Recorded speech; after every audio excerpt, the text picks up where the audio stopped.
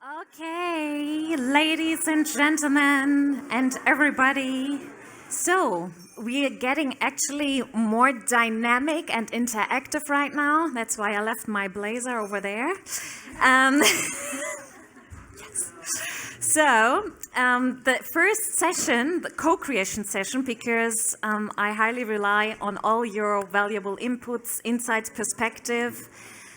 There is nothing right or wrong here, so you can ask and say anything that is related to your sphere of responsibility. It doesn't have to be connected to research, so don't feel intimidated. Just speak about the topics that concern you and that you have challenges with and that you want clarity on and insights. So the first co-creation session here is titled Defining Impact Goals and Measurements for Effective Planetary Health Diet Solutions. Connecting researchers with practitioners, because this is really something what we're doing here today. We had now a research panel, but we have also farmers in the audience. We have politicians in the audience. We have students. We have industry partners. So it's really about collaboration and thinking about some actions together and how we can move forward. So at this point, I extend a very warm welcome to my distinguished guests on stage. Please welcome Sophia Graupner. She is the co-founder of Hängry Foods, co-host of the Food Futures podcast and food innovation analyst at Foodword. Welcome. Thank you. And a former student here. Yes. Then I warmly welcome from all over the way from Brazil, Gustavo Porpino, who works with the Brazilian Agriculture Research Corporation, Embrapa. And also from Brazil, Malin Borg, CEO of swissnex in Brazil. And last but not least, Katie Stebbins, Executive Director of the Food and Nutrition Innovation Institute at Tufts University. Thank you.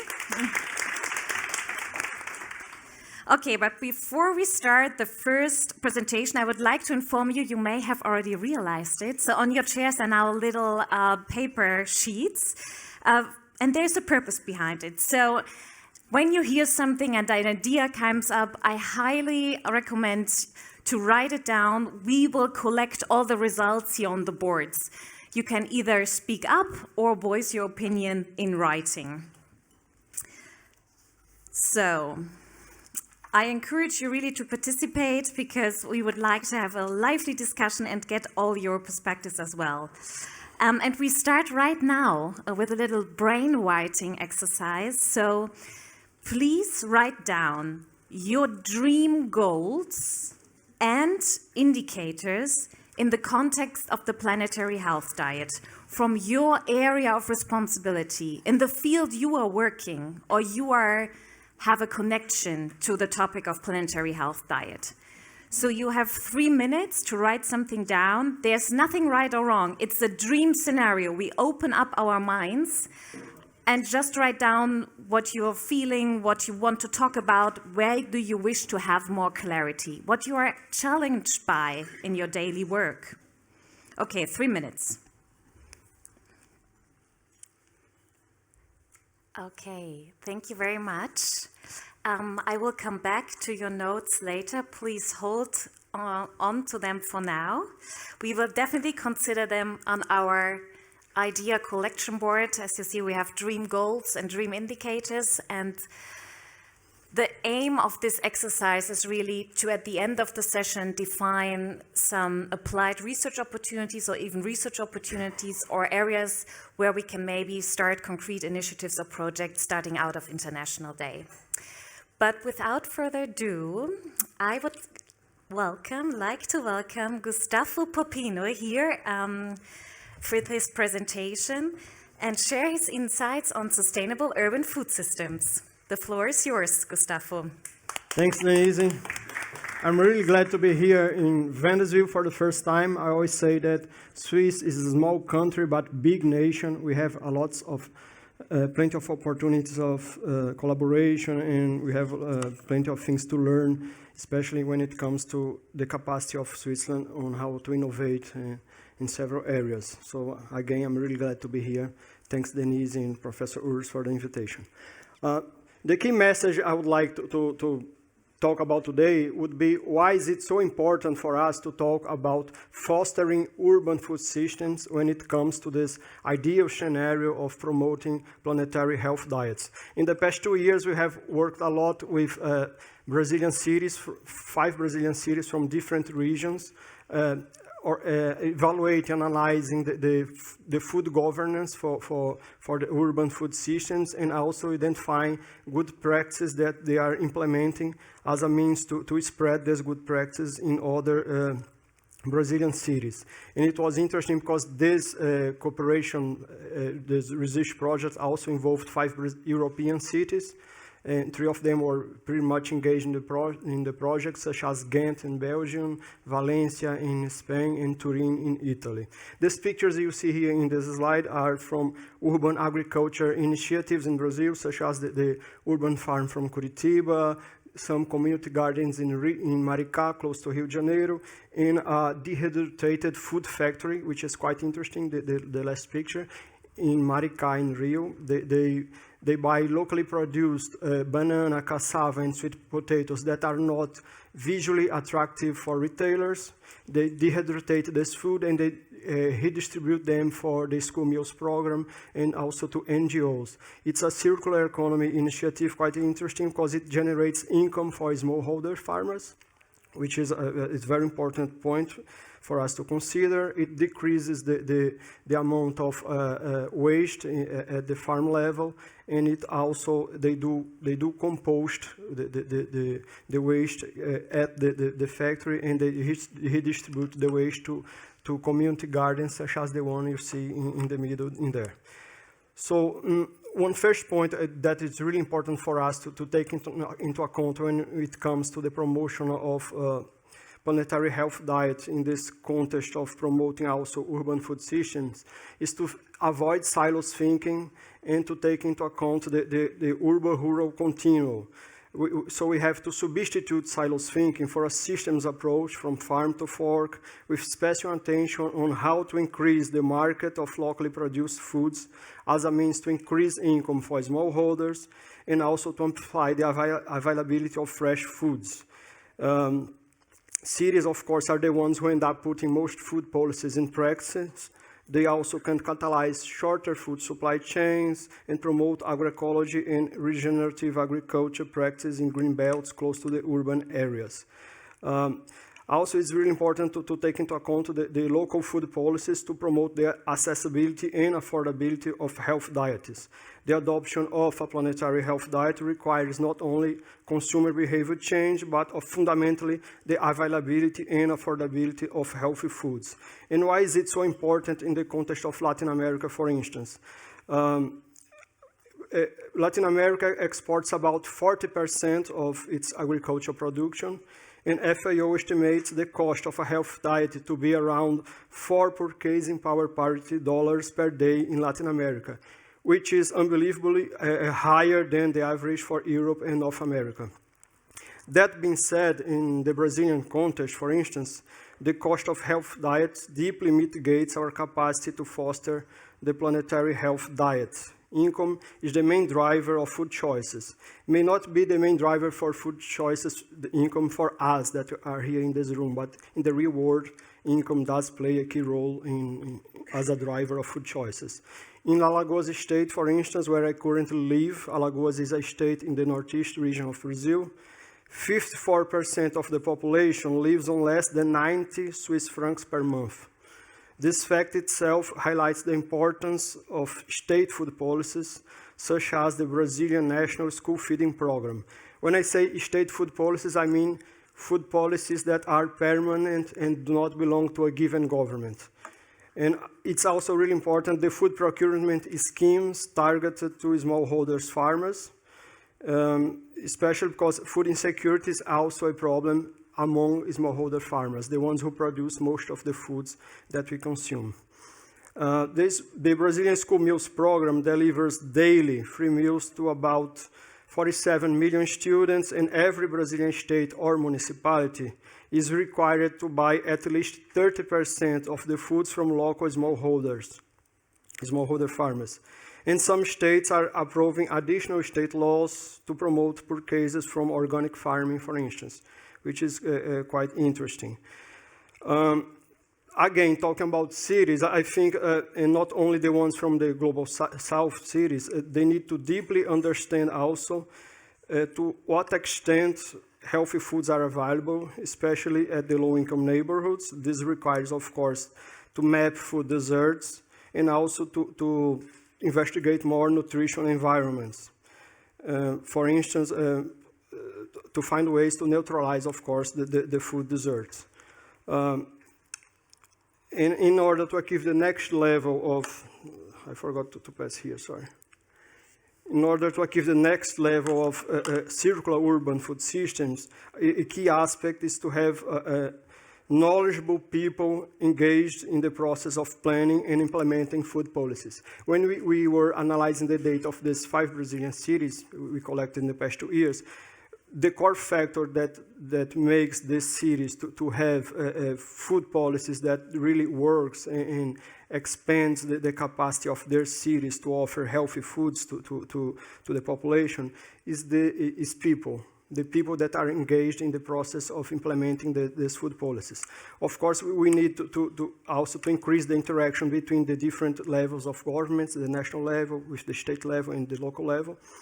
And we have also to think about ways to mitigate political appointment in government positions when it comes to planning of policies in general. In terms of measurement goals, I believe one key aspect would be for cities to get more aligned with the Measure Act approach when it comes to food waste mitigation, for us to find ways to align the problem of food insecurity and hunger, the fight against hunger. Of course, redistribution is not only the solution to amplify the access to healthy foods, but it's part of the solution. And it would be also very important if we're thinking about the measurement of healthy foods that otherwise would be wasted, that are redistributed to food banks or NGOs, for instance. And also, I'm sorry. And to finalize, when it comes to the average daily consumption of fruits and vegetables, I believe also that the local governments could measure this more. And I would like to make a final comment, because in Brazil we have this paradox. We are one of the biggest producers of fruits and vegetables in the world, as you know. But at the same time, just 22% of the Brazilian population are having the recommended daily intake of fruits and vegetables, which is about 400 grams per day, according to the World Health Organization. So there are a lot of rooms for more local food policies, fostering the planetary health diet, and also with this focus on increasing circular urban food systems. So just to conclude, this QR code links to the study we just did in Brazil about circular urban food systems. And again, I'm really glad to be here. Thank you very much, Gustavo, for your insights and making all the way. May I ask the people in the audience who are working in urban food systems or who are interested in urban food systems to stand up, please? Wow, okay. Good. So I would really like, when we have a microphone, when some of you would like to raise the hand and contribute, in what way and what is your interest? And now everybody's sitting down again. Who wants to add to this? What is your dream goal, your dream indicator, or what is important for you in this context? Yes, hello everybody. Hello. Michel Roux from the Food Forum of Zurich. We created something similar, like our colleague here from Brazil, for the area of Zurich, focused mainly on the city of Zurich. We established 2018 what is called an actor platform for food system change, because we're really locked in many obstacles. It's not easy only to innovate on a process or product level. It needs really also behavioral change, not only by the consumers, but all actors are asked to reflect on their own behavior in the system and what they can do and contribute. But it needs a dialogue on strategies and also policies. How can we imagine to really change food system behavior as it is done today in the future? And it needs a long-term perspective, and it needs a dialogue from the officials of the cities, of the canton, of the state, but also it has to involve also all the actors of industry and society. And we try to live this on a local level, and we see also that it happens also in other cities. We are getting to connect each others, and also to make sure that also food and ag policy includes also what's going on in the cities, because I believe that cities are really a game changer if we do it right. Thank you. Thank you. Any more comments on questions on the urban food system side? Okay, not for now. Then I warmly welcome Katie Stebbins in front here, and please enlighten us with your presentation with a nutrition focus this time. Thank you so much. And I just want to quickly say thank you so much to all of you for hosting us here today. Just amazing. And it's just a thrill to meet all of you and to be here in Switzerland. So thank you so much. I met you guys in Boston first, and it was just incredible to make that connection and then be here. All right. What I like to start with is my first lens is nutrition. I work for the Friedman School of Nutrition at Tufts University. We are the only school of nutrition in the United States. I am first and foremost a city planner and an environmental planner, but I have now jumped over to being a nutrition planner. And what I like to say is in the United States, and I'll say this because it's my place, food is the leading cause of death in the United States. And food is killing us faster than we're killing the planet in some ways. What's interesting coming over here is that you don't have the obesity problem that we'd have. And when you go to the United States, or when you observe a lot of our tourists here, as we often get joked about, we are a different size. And this is a problem we have exported around the globe to a lot of other countries. So I have the luxury of now, when I talk about what I do in sustainable nutrition, I'm actually going to rename it, I think, maybe to regenerative nutrition, which I think would be very interesting. I always say to people, my climate friends, the aperture that you look through first is a climate aperture. The aperture that I look through first is a nutrition aperture. And so I'm constantly thinking about how are we nourishing ourselves so we can nourish the planet. It's like being on an airplane. When the oxygen mask comes down, they tell you to get yourself oxygen first and then help the others, right? So I just think, just to put it out there, when I'm thinking about the data, and I'm thinking about transparency, and I'm thinking about a data dashboard, my data dashboard tends to think about goals around health and nutrition. Now, at Tufts, we have a phrase we've been peddling a lot lately called food is medicine. You may have heard it, and it's really around saying in the healthcare system, how do we prescribe food as a way to get healthier, right? It's really a way to reform healthcare. What we don't talk about in this phrase, and I'm going way off of my 5 points here, what we don't talk about is what is the medicine in food? And I think this is what we've done wrong in this movement. And that's because in the United States, they say, oh my gosh, if you talk about the medicine of food, now we're in food claims, medical claims, FDA, no one will ever eat anything. It's all bogged in the system, forget it. It's not what I'm talking about. What I'm actually talking about is that density of nutrients in food, which through regenerative practices, through good environmental practices, we can actually make our food supply chain healthier and make all of us healthier. And I don't think currently we're offering a data dashboard of transparency in the food system that either helps us radically look into this, promote it, or motivate it. And so I run a food nutrition innovation council with 80 companies, some of which are like, we have Nestle on our council. I have DSM, I have Mondelez, I've got all the big US companies, I have PepsiCo, and I have the nutritionists from those companies at the table. What's interesting is what I don't have are the sustainability leads. You know they don't work together. And any of you who work for a company in the big food, the nutrition people don't necessarily work with the environmental people. And what is this creating? This is creating a product development line that is not a double bottom line. You're not good for the body and good for the planet at the same time. And what I don't want to see happen, and you can have morbidly obese people who are vegan, by the way, because you're eating a lot of very processed foods. It is possible to eat a highly processed vegan diet and you're very happy that you've saved the planet. And so these are some of the things I think are important for us to focus on. So poor diets, environmental impacts of food, we know these. Labor is something I talk about a lot, the dull, dirty, and dangerous of food. It is a tragedy. We have a grocery store chain in the United States. 75% of the workers in this grocery store chain are food insecure. I know that's a strange concept in Switzerland, but I can't imagine the tragedy of working in food every day. You're picking it, you're processing it, you're packaging it, you're serving it, and you don't have enough food to eat yourself.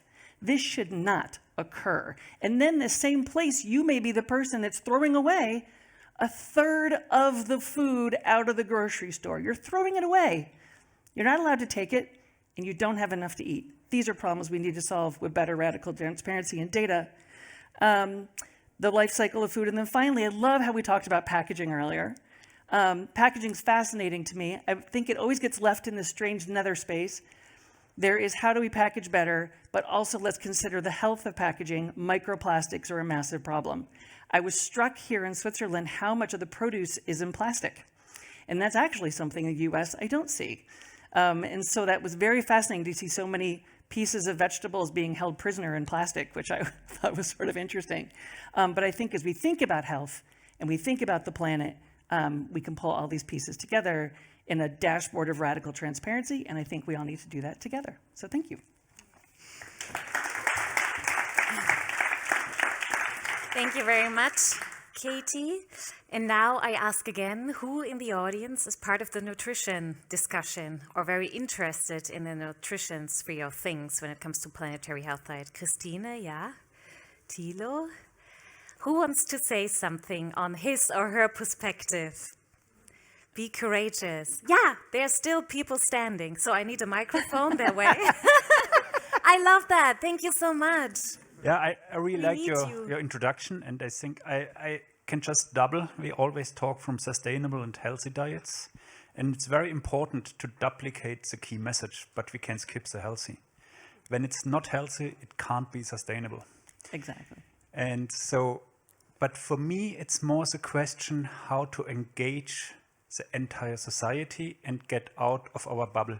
So talking to all of you here in this room, I have no problem. We have all this common understanding. We know what we want. We know where we want to be in a year, in 10 years. But we are reflecting, I'm optimistic, 5% of the society or 10.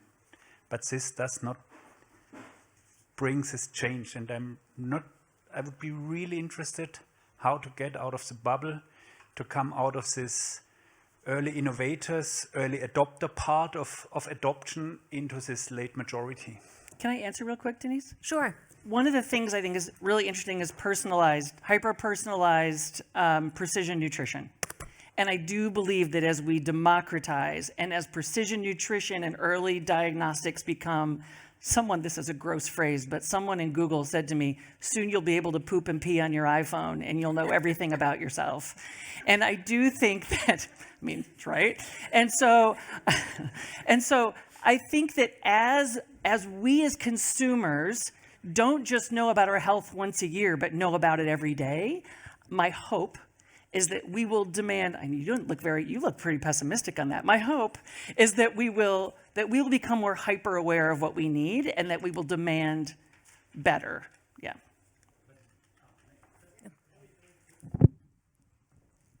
No, I'm pure optimistic.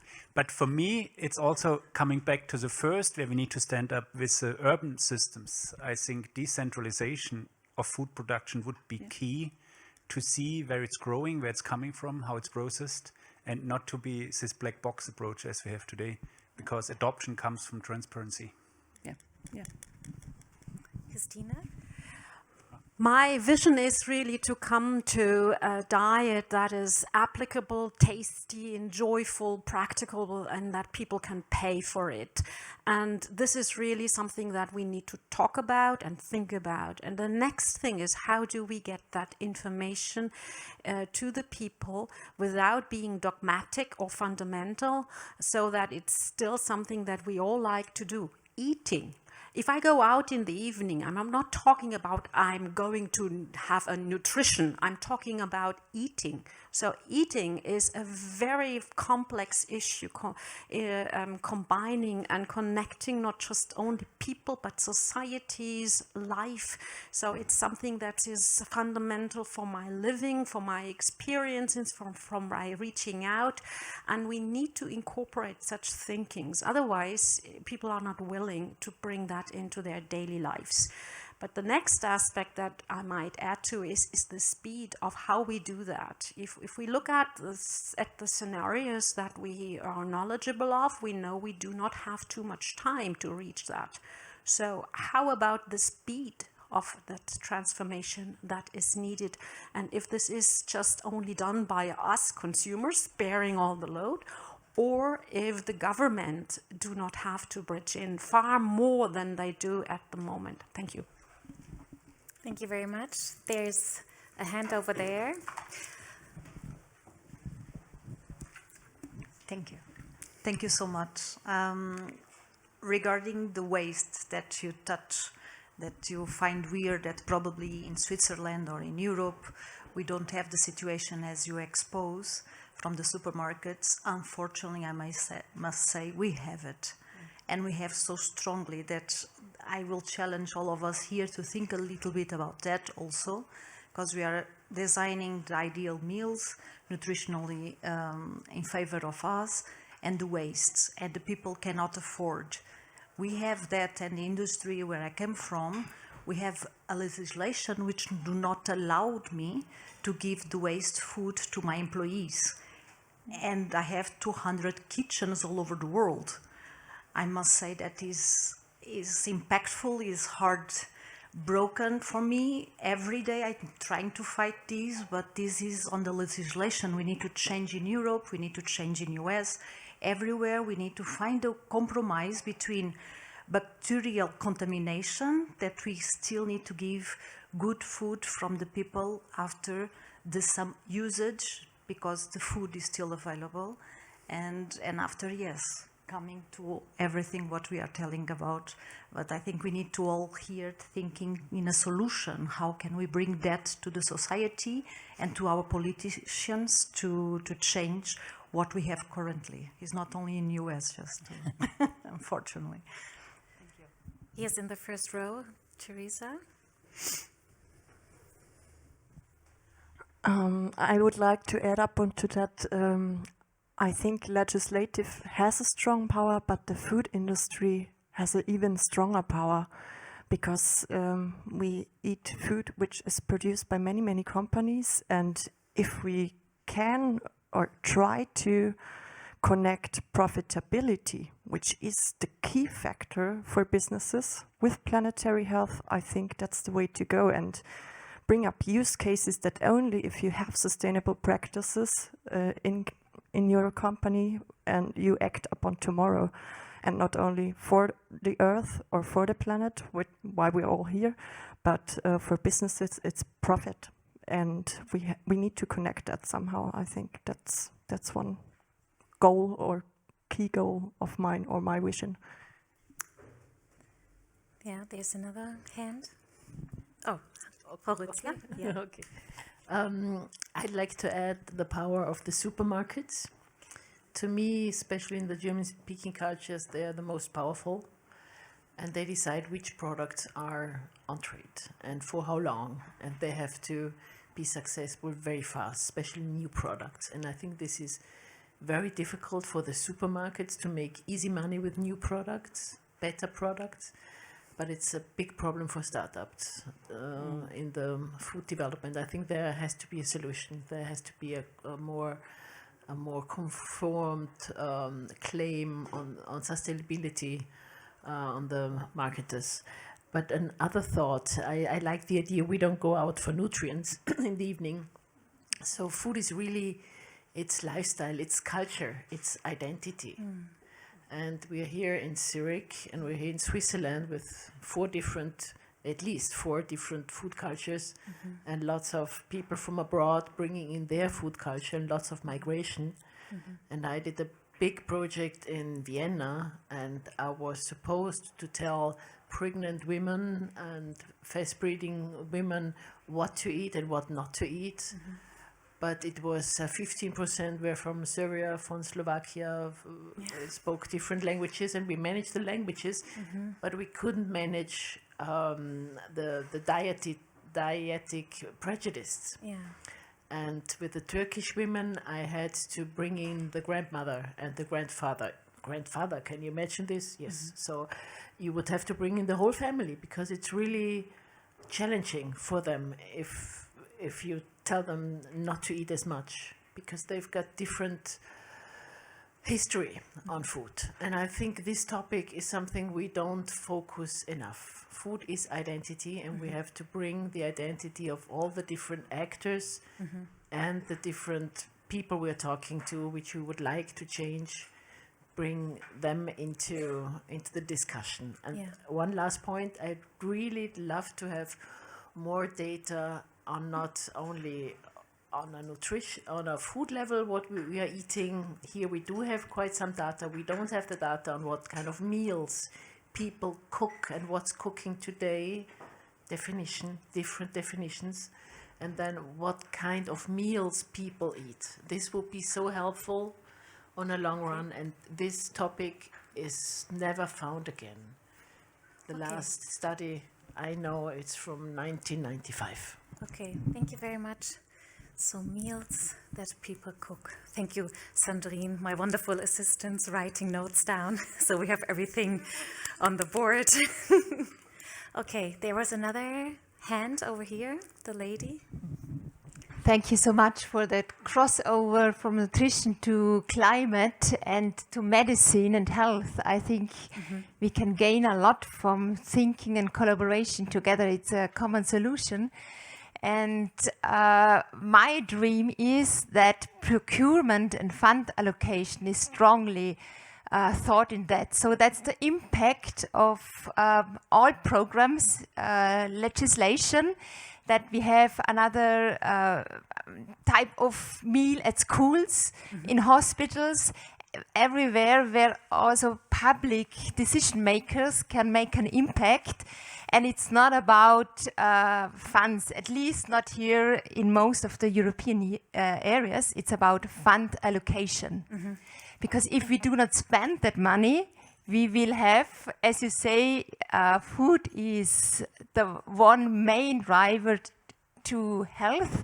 We invest more in the disease and how then to stop those diseases and cure those diseases. So it's also from the financial point of view, it's so reasonable and it's logic and it makes sense. So thank you so much. And that is my dream, that we start to make other decisions if we are entrepreneurs, of course. And also we see in the area agriculture fundings are not spent to those who make the best food, but make often quantities.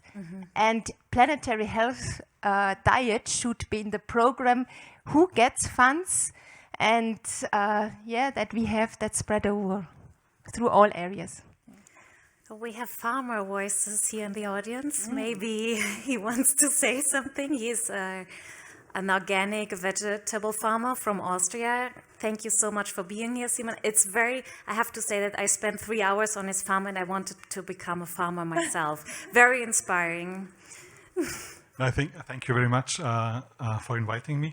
I think it's a general problem that Hani Rüssler was mentioning, the inability of supermarkets to kind of bring in new products and innovations, and I think it's the same problem in the whole farming sector, because all the subsidies are basically focusing either on environmental aspects or on kind of providing people with cheap food.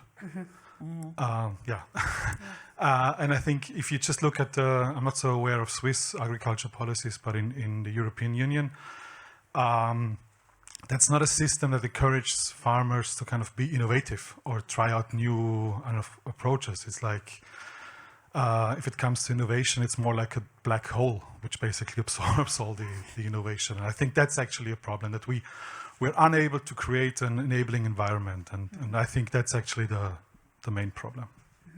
But you did it somehow by yourself, so you overcame some of the challenges by having a huge network with surrounding farms, with chefs, with diversity of stakeholders. Yeah, but it's limited. That's the problem. I mean, if we really want to scale it up, and it's always nice to do like stuff we do, and I love my work, and we are able to kind of motivate other people and kind of take them along with us on this journey. But if you really want to change something, we have to scale it up. And in order to scale it up, we have to change the structure. Systems, I agree. Yeah, Malin. Jump in here. I really loved, Katie, what you said about the medicine in foods. And I think to take it back to Brazil a little bit, there is no other place on the planet, I think, where there's as much medicine in foods as in the Amazon. And the Amazon, from a European, from a North American perspective, has mostly been in the news for deforestation, for having to preserve the forest, a massive carbon sink. But it's so much more than that. There is so much ancestral knowledge. There are so many superfoods. There is so much nutrition coming or being produced in the Amazon, but it's very, very hard to get it out of the Amazon. And maybe just one example is the Brazil nut, or the Pará-Nuss in German, which has the state of Pará and Brazil in its name. But actually, most of it is exported through Bolivia or Peru, other countries. And this is because the European Union, probably North America too, has some regulation about the toxins. And so once that turned into action, Bolivia or Peru were much quicker with their R&D to remove these toxins. And so this is why most of it now goes through other countries, and of course all the added value also go through these other countries. So it's just one small example to show that we need people who were just sitting here before us, who work on food technologies, on making this food accessible. And this is what motivates us also to sort of enhance the Swiss-Brazilian collaboration, to try and bring much more of what happens below the canopy in the Amazon to the world. So really can only applaud to this medicine in foods. Without exploiting all of those beautiful communities that make those things, which I think we were talking about fermentation and cell-derived ingredients is really interesting, because maybe we don't have to, we can discover it's in the Amazon, we don't have to exploit the Amazon, but through a lab process, we can actually recreate it and make it available in a scalable market. Exactly. Yeah. Sophia, you have co-founded Hängry Foods, which is a startup, because we mentioned the entrepreneurial perspective and maybe doing it all different from the build-up. And this startup is about reducing food waste or making a profit from side streams. So what, in your perspective, what are your dreams or what is your scenario when it comes to these topics? My dream is that people think more about what they eat. I think nobody cares what they eat. For example, a friend of mine was asking me why canned meat does not be stored in the fridge. And that explains so much to me, because people, they know nothing about food production. And I think we need to communicate more and explain more how products are produced, and that maybe oat milk is a product and not a food, because it's a high processed product. And I think my wish would be to have a clearer communication in this case. Yeah, effective communication and education, I heard it several times, is key. Anything else? Any contributions, questions, comments from the audience? I have another hand here, the last one before the break. Mrs. Rützler.